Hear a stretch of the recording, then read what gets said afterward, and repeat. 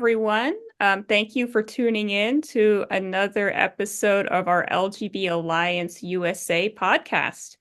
And we are here today with a special guest. You might have heard of her. Her name is Menasche. She is from an organization called FIST, or Feminists in Struggle.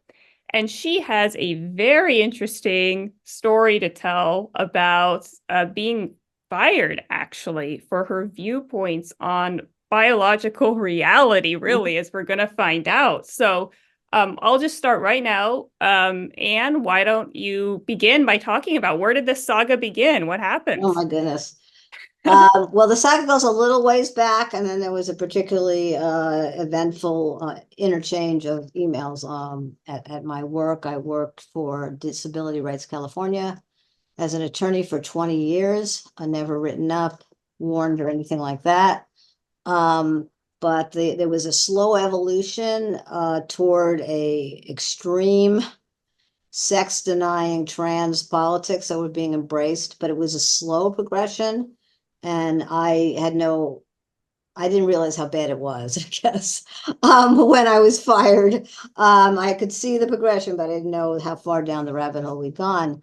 I have a lawsuit pending right now in the Superior Court in San Diego for wrongful termination for sex discrimination, sexual orientation discrimination, retaliation, and violation of the protections in California law for outside political activity, because people were definitely researching me. The situation started, well, it started before that, but the key parts was 2019.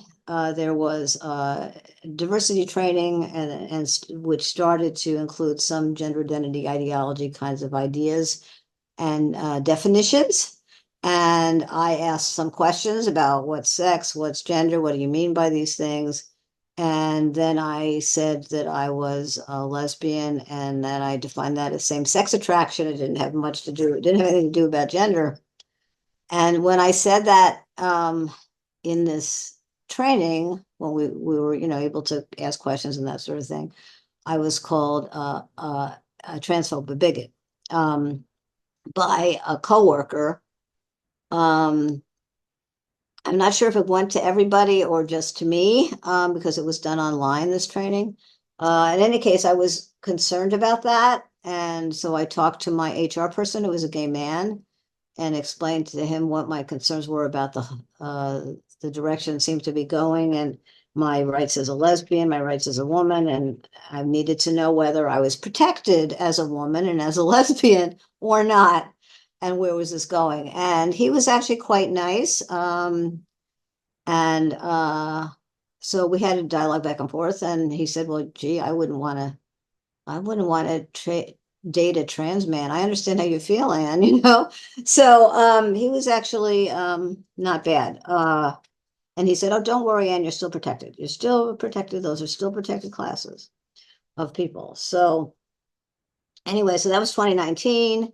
COVID hit. We all went remote, our entire staff. So I only saw people in meetings remotely.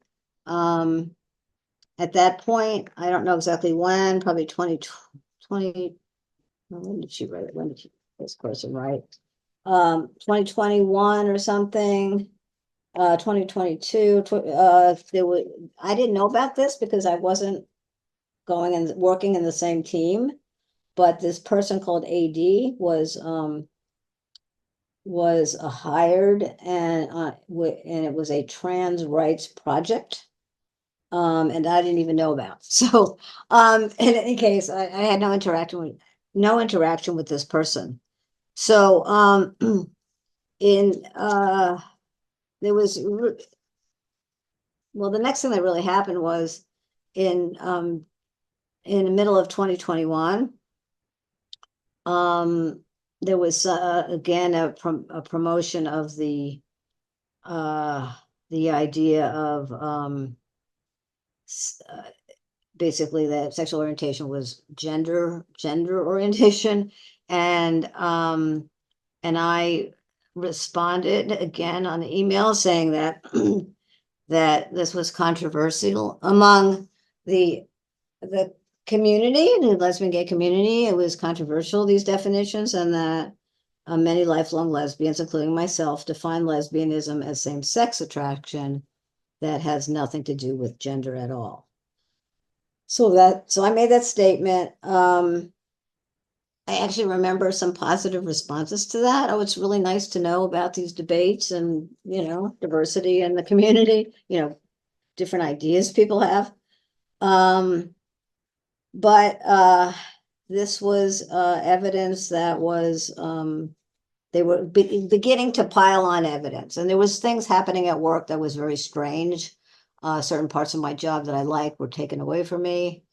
I was denied a promotion. I mean, there's things that I wasn't sure what was happening, but I knew that there were people that were not happy with me, and I thought it had something to do with the issue of my activism infested in my politics around gender identity. So I thought that was going on. I had a person who I supervised at that point who told me that she was being basically ostracized by this group of people, LGBT group of people, that she wanted to be with, but because of her connection with me, they wouldn't let her in. And then a few weeks later, she asked that I be moved as her supervisor. So that also gave me a clue that there was something really strange going on. During COVID, our employer established employee resource groups, and the informal group of LGBT that was meeting became a formal employee resource group. So, and I don't know what their agenda was, but I think I might have been on it at this point. So all this is going on underneath the surface. I think that people also checked once I said something that they considered politically incorrect. They were looking me up, and then they found my outside activities is what I think happened. So I never got written up. Nothing. There was nothing. No warnings. No nothing going on at all. It was all like underneath the surface, kind of junior high school cliquish something that was going on. I put my finger on completely at that time. And then in May of 2022, and we were still working remotely. Our executive director announced that our agency, Disability Rights California, had come up with a statement on abortion rights because of the imminent overturning of Roe v. Wade, because of the leak of the Dobbs decision that was, that reversed abortion rights in the United States. And that statement said abortion bans, or this decision that's about to come down is going to harms all kinds of people of color, people with disabilities, blah, blah, blah, blah, every single group except women. So I thought I would try to politely correct that, to say that abortion rights is about women's rights. I fought for abortion rights for the last several decades. Before and after Roe, I organized around this issue. It was always about women's rights. And it turns out that even today, with all the insanity going on, that is the strongest, probably the strongest in most states, legal argument for abortion in the courts is sex discrimination.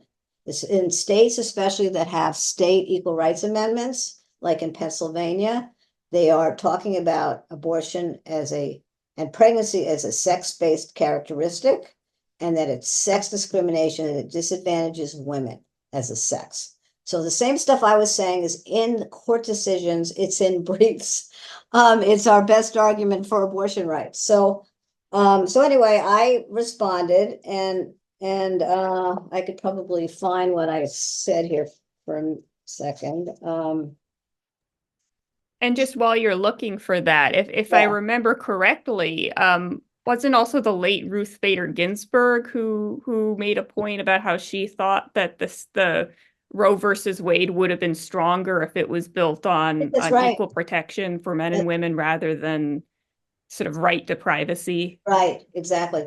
I vaguely recall that. I don't remember it being cited in these cases, but Mhm. right now you can see, I mean, the Pennsylvania Supreme Court just recently came up with a decision that said exactly that. Mhm.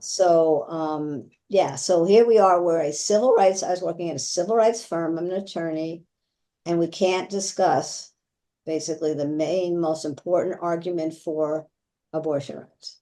And Mhm. that's, yeah, it's insane. Basically, it's unfathomable. So this is what I wrote. It's really straightforward, and I try to be really diplomatic. I said, so glad DRC came up with a statement in defense of Roe. Thank you. Access to safe legal abortion is a life and death necessity for women as a biological sex across the board, regardless of race, economic class, gender identity, sexual orientation. Even lesbians can be raped or anything else, and an absolute prerequisite for equal female participation in our society. Of course, the most vulnerable females, especially poor women, women of color, women with disabilities, young girls, unhoused women and girls in prison, will suffer the most under draconian anti-abortion laws. Wealthy white women have often managed to get abortions even before Roe. As a veteran of the feminist struggle for abortion rights that preceded Roe, I never thought it would come to this. Yet it's good to remember that women won the right primarily through grassroots organizing and peaceful protests in the streets, and that's the way we're going to protect it. Thanks again, DRC, for taking a stand. That's what I wrote.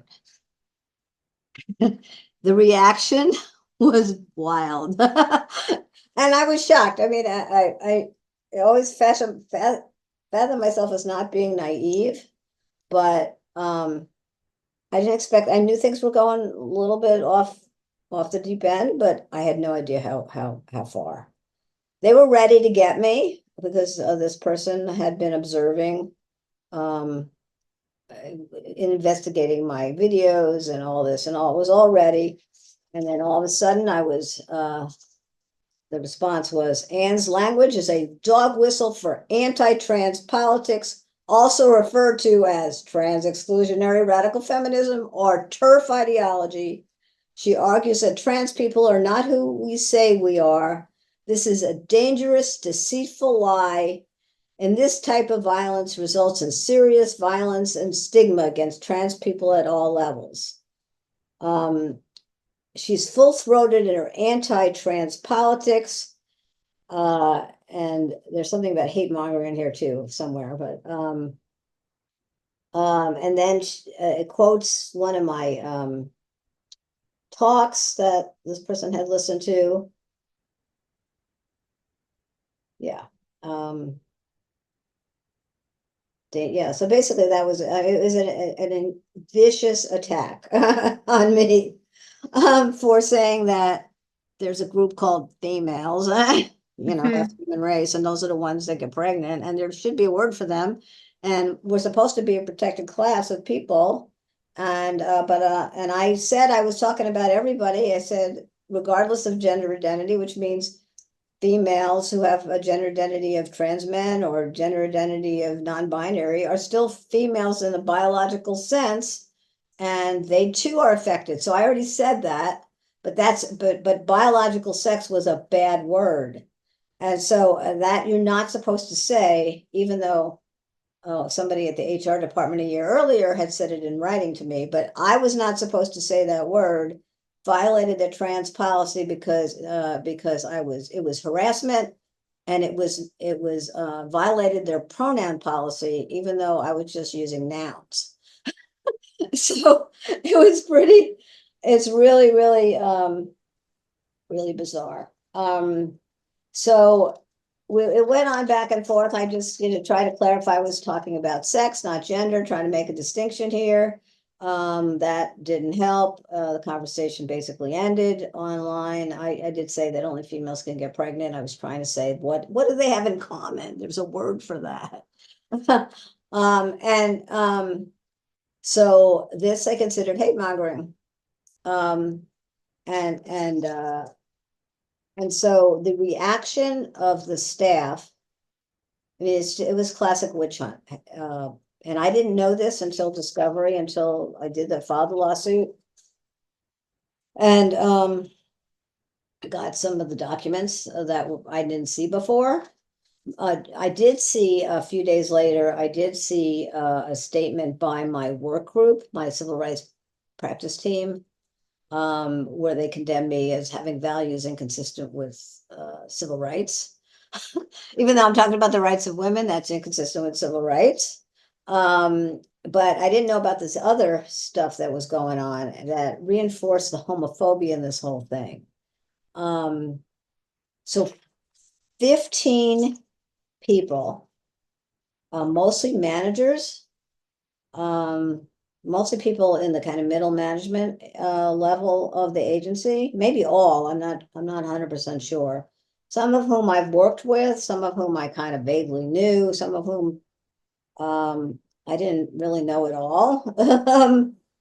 No individual contact with. Wrote this 1, 2, 3, 4, 5-page letter demanding that I get fired. In addition, two additional people, the two trans identified people at work that I'm aware of, both female, as far as I believe, their sex is female, one identifying as non-binary, the one I think identifying as a trans man, but I've had basically no contact with these people, so I didn't even know. But that's what I surmise. Also wrote complaints. So 17 people. It was definitely a group harassment, homophobic attack, and attack against, women's rights, because how could you have women's rights if you can't say the word women? How could you talk about equal pay if you can't talk about women? How could you fight about abortion rights if you don't talk about sex? It's very hard right now. That is our best argument. So the whole thing was absurd. But when I saw this, what was in writing here, I was shocked again. When I got this was after the lawsuit is filed. This again, the protagonist who had written the hostile email to me back in January of 2022, 5 months earlier, had gotten upset because I said the definitions of sexual orientation that they were redefining, right? That they were controversial, and that many lesbians, including myself, define it as same-sex attraction, not anything to do with gender. This got this trans-identified person, very, very upset. And this is what this person wrote. When someone differentiates the female sex and those assigned female at birth from the gender category of woman, they are excluding women assigned intersex or male at birth, namely trans women. Thus, when Menasche said her lesbian identity is rooted in same-sex attraction, she's impliedly excluding transgender women specifically, and trans people broadly, though I don't know where she gets that part, and trans people broadly from her sexuality, but also from the category of woman. Stating one's very specific genitalia-based orientation is inappropriate for a work setting and is especially inappropriate in an all-staff email. So if I say I'm lesbian, and I say what we've always understood lesbian to be in my lifetime until this last couple years, if I say I'm a lesbian, then I'm basically obscene. That's what it's saying. And that was a complete shock. It's like a throwback from 100 years ago, really. Yeah. And just to ask a question, of the people, one story I sometimes hear, whether it's from job settings or social clubs or religious groups or whatever, is that sometimes what's been going on is that there's like a younger generation that's entered and has radically changed the work environment to have, amongst other things, all this, gender ideology. Do you think that that's what might have been happened at your work, or is it something that seems to have been affecting all age groups there? Well, there's definitely people who signed on who were older. Mm. Um, so, but I do think it is a generational thing too, that it is definitely more prevalent among younger people. Our workplaces is large majority female. DRC says it's 70%, but they don't count the other females, so don't say they're females. So it's probably slightly more than 70%.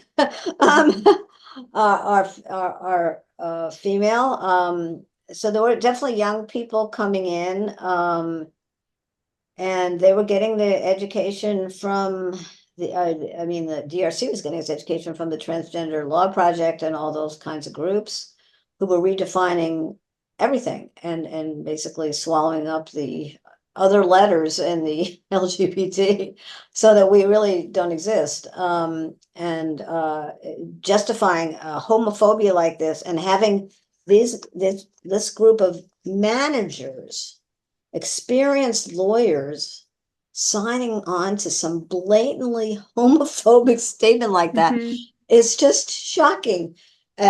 We had our executive director's deposition taken, and he was pretty smooth, but when he was pointed this particular sentence or few sentences were pointed out to him, he got a little nervous and said, "Oh, I don't agree with that part."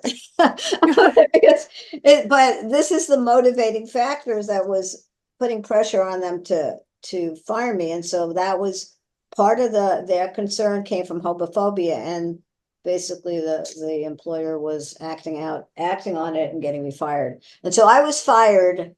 This was released. I was, let's see, on a Friday, there was this email communication about abortion.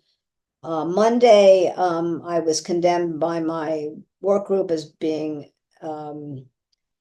violating the civil rights principles of the group. Um, and then at the same time, which I didn't know about, this statement the same day was given to management, the top management, the three people who made the decision to fire me. So this did play a role. And the only thing else they could say was, well, biological sex is a really bad word. You're not supposed to say that. It's very upsetting. It's transphobic, and we have a inclusive language, so you can't ever say sex, but you can say other words that are specific, like Black people or people with disabilities. That's not inclusive of people who aren't Black, who aren't people with disabilities. That's okay, but you can't say sex. Sex is a dirty word, and it's a dirty word to say biological sex and to talk about the rights of half the population based on their sex. And how and I was trying to get clarification because I knew they were going in a bad direction. But as I said, I had no idea how far down they'd gone until I got hit with it. But they said they still protected sex and sexual orientation. And obviously that wasn't the case. Okay, so that's an interesting point. The question of where, when you said they still protected sex and sexual orientation, are you talking about your work My or work. okay. My work is under law too, but under law, they listed in their trans policy even, it said we are against harassment based on sex, sexual orientation, race, all those things, not just gender identity. But somehow sex has been disappeared so that it might be there, but you can't ever mention it. So it's going to be really difficult to ever raise discrimination if you can't say the word. And that's really where they couldn't say, there was no other thing I said. This wasn't about pronouns because the pronouns never came up. It just never came up. We were working remotely. I didn't have any reason to use pronouns most of the time. Never came up. It was they claimed I was violating their written pronoun policy, even though I was only using nouns, but that was still not okay because you're not supposed to talk about biological sex. That was a bad word. that you're not supposed to talk about. So it's really, it's so bizarre that these intelligent, lawyers, civil rights lawyers could be get that caught up in a witch hunt like that, because that's what it was. It was a bullying witch hunt against me going on underneath the surface, where they were ready for me, because that was quick. From Friday to Monday, they had 2 statements ready. And so they were obviously looking at me before that, and they were in January, it turns out, probably earlier. They were looking to get me fired, and they were just waiting for an excuse. And so yeah, but the homophobia to me is really shocking. It really does. Just to make it an historical analogy, 100 years ago, there was a woman called Eve Adams, who was a immigrant from I believe Poland, and she's a lesbian and also a leftist who was organizing with Emma Goldman and selling radical newspapers and all this. The FBI didn't like her because of her political activity, so they tried to set her up with an FBI agent, right? To try to seduce her or whatever, or get her to make a pass. But what the FBI agent was able to get was that Eve had written this little chapbook, this little self-published book of really sweet lesbian love stories. This is in 1920, something like that, early part of the 20th century. I think it was 1920. So she had, and just given it to a few friends. She made the mistake of giving it to the FBI agent who was, pretending to be dating her. And so that went to J. Edgar Hoover. They arrested her and charged her with obscenity. She was convicted. She spent time in prison. Then she was deported, and she deported to Europe, and she died in the Holocaust.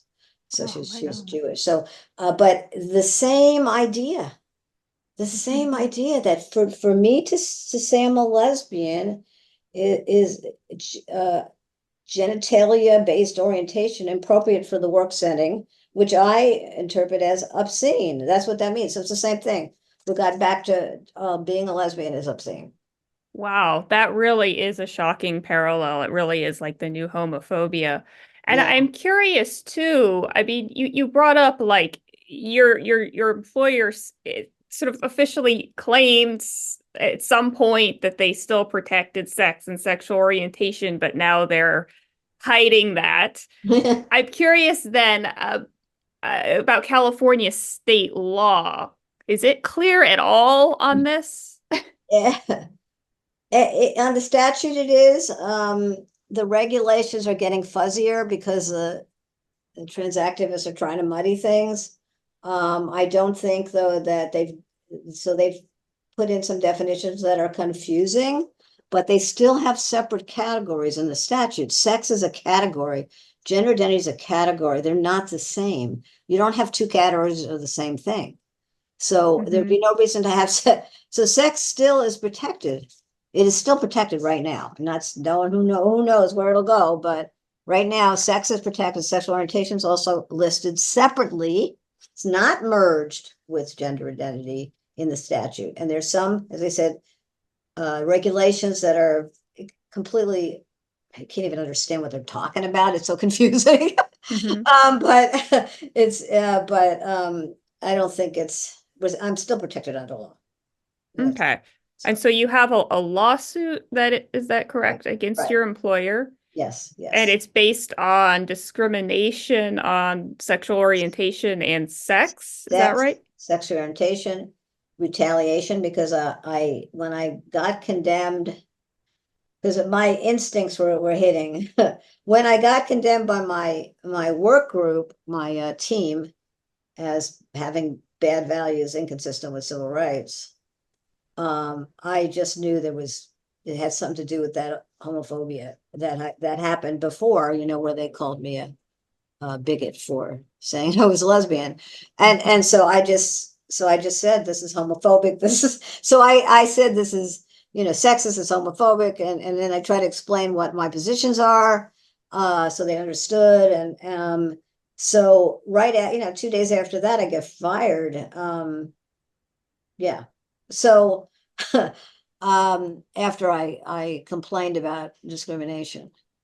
Um, and so I get fired. So I have a retaliation claim as well. And then I have the other claim, which we're just adding into the lawsuit about the protection we have under California labor code, which says that an employer does not have a right to control the outside political activities of an employee. And so they were basing their the Gang of 15 were basing their they basically said that my statements about abortion should be considered in the context of other comments that Menasche has made in statewide meetings, as well as anti-trans statements that Menasche makes outside of work. So this is what they were feeding the employer outside of work. I said bad things in the email exchange that happened. My outside work was also referenced. So they were investigating my outside work and feeding this to the people who were going to make the decisions. Of course, they're going to say, oh, no, I didn't consider that part. Right? I didn't consider the homophobia part either. But this is what this letter was. Basically, my crimes consisted of the email exchange on abortion, saying I'm a lesbian, and what I did outside work.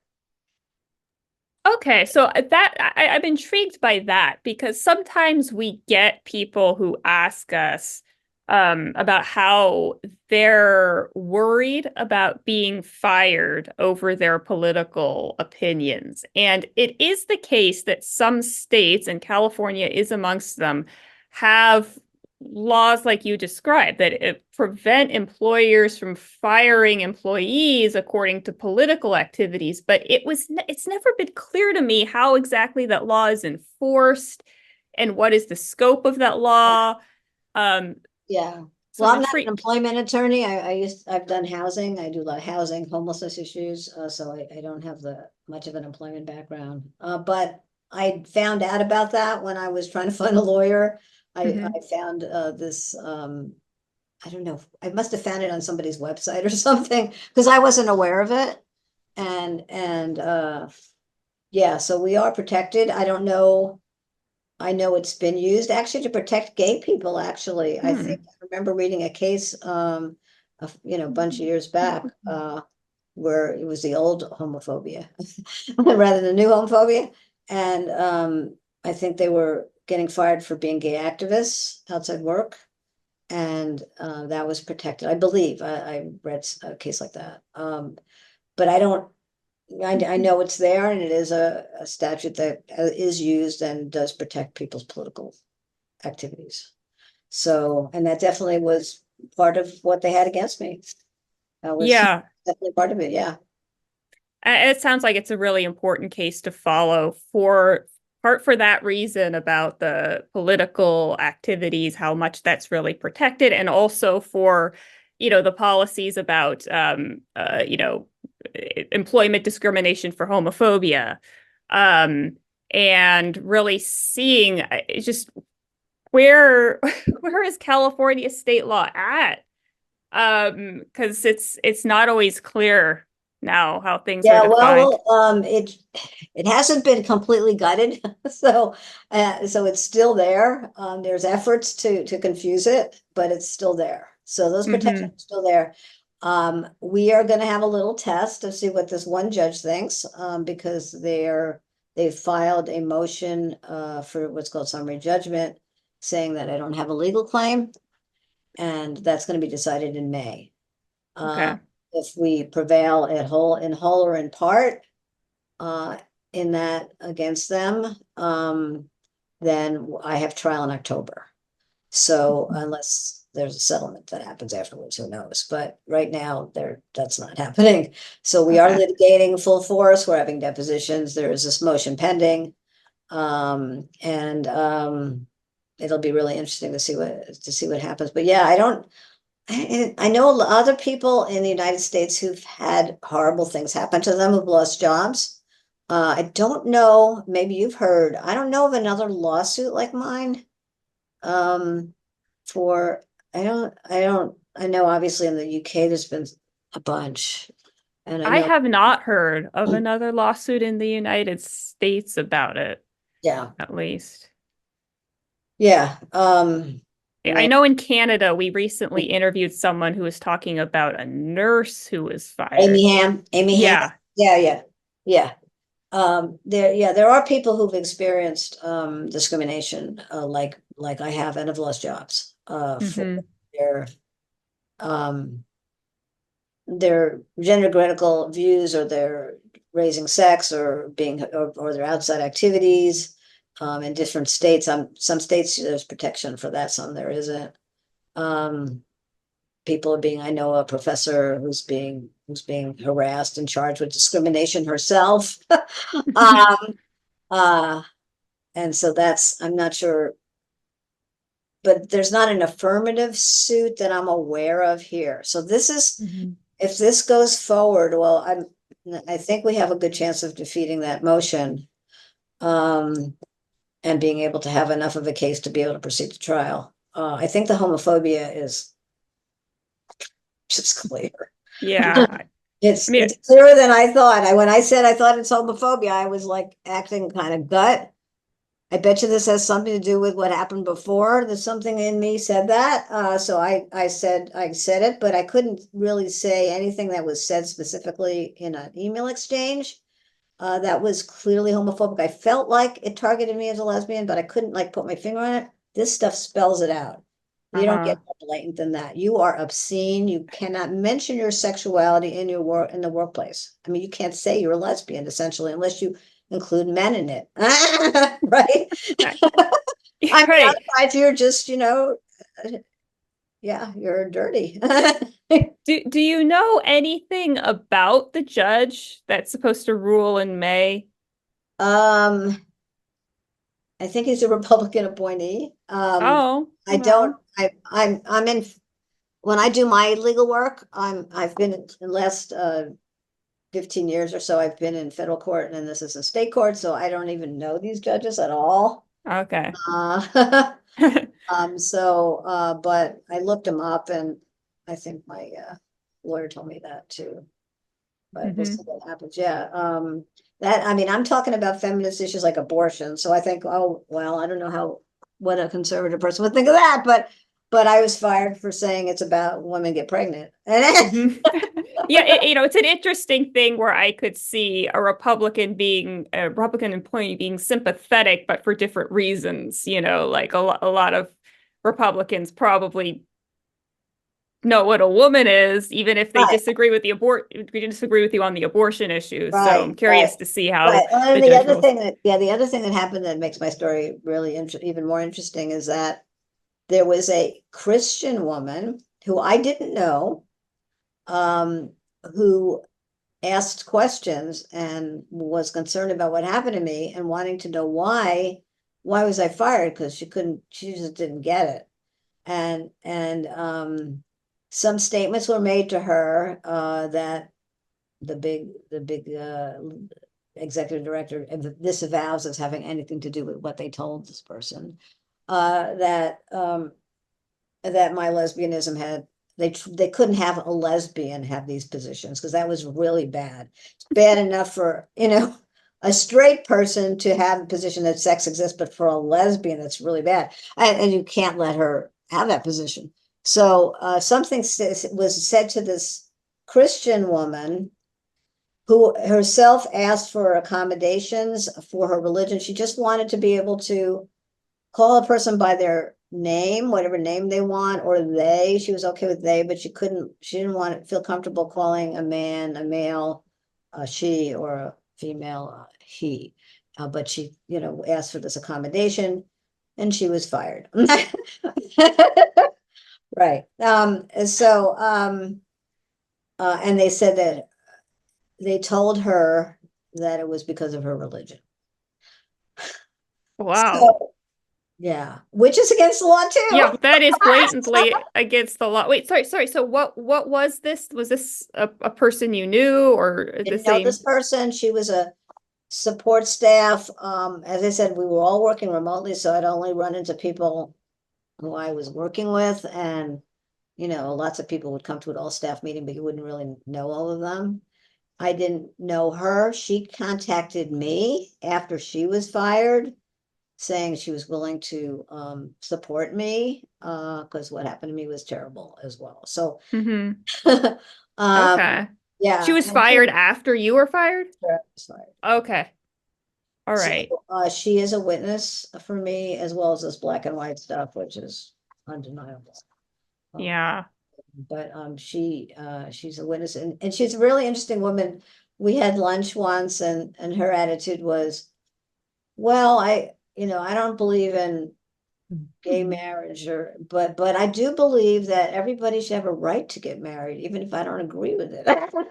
So Oh, she actually wow. was like, she took a very civil rights position of, I may not approve of it, and she was really sweet. I mean, just like so sweet, you poor, she's so sympathetic to me. I mean, she was just, she's not anywhere near as homophobic as these people. Never, Mm-hmm. not even near. But she didn't agree, she has moral issues with homosexuality, but it should, there should be civil marriage because there seems to be separation of church and state, and that, and so, okay, good, that's fine with me. Mm-hmm. That'll take care of it. Yeah, so she was actually she was a really, really nice person to just come forward. She didn't have to come forward for me. It Well, wasn't. that's I think that's really powerful to have sort of the two of you pair because Yeah, and she you has her own likely could lawsuit, appeal to different crowds there. and she has Uh, her own lawsuit pending. So, uh-huh. yeah, Okay. yeah. So her own, I'm not sure if it was a lawsuit stage or if it's just an administrative stage. I'm not sure, but she's definitely has a legal claim she's pursuing. Okay. Well, that's good. That's sort of a Yeah, two-pronged yeah, approach to right, this. Yeah. exactly. So, different lawyer, but yeah. Uh-huh. So, so anyway, it's really shocking that civil rights agency would degenerate to this degree. Mm-hmm.